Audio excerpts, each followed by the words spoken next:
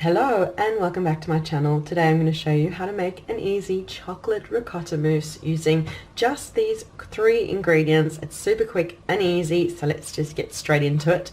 We've got ricotta. I've got this lovely tub of ricotta cheese over here.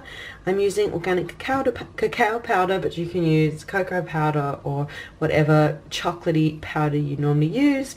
And I'm using stevia as my sweetener of choice. You can feel free to use any sweetener you want to make it low carb keto. If you're not worried about sugars, you can use maple syrup, honey, really any sweetness you like. So we'll get on and make our mousse. So I've got a bowl out. I've measured out a cup, which is really the whole 250 gram tub of ricotta, and we'll pop it into the bowl.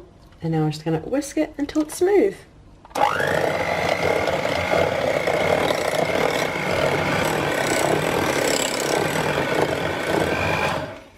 There you go, it doesn't take long, smooth and creamy, and it's up to you to get your perfect balance of sweetness, chocolatiness. For me, it is a tablespoon of stevia and 2 tablespoons of the lovely cacao powder, and we'll whisk that until it's smooth.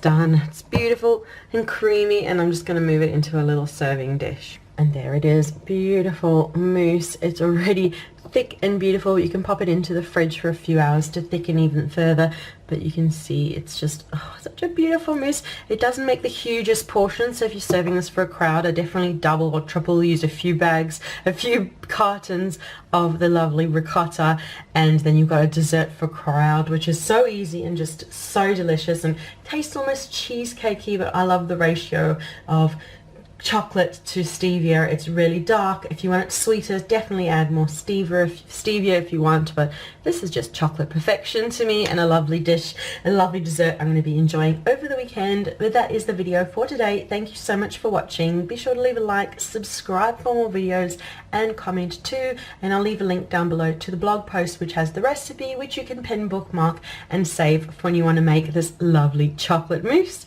So thank you so much for watching, and we'll see you again soon. Bye.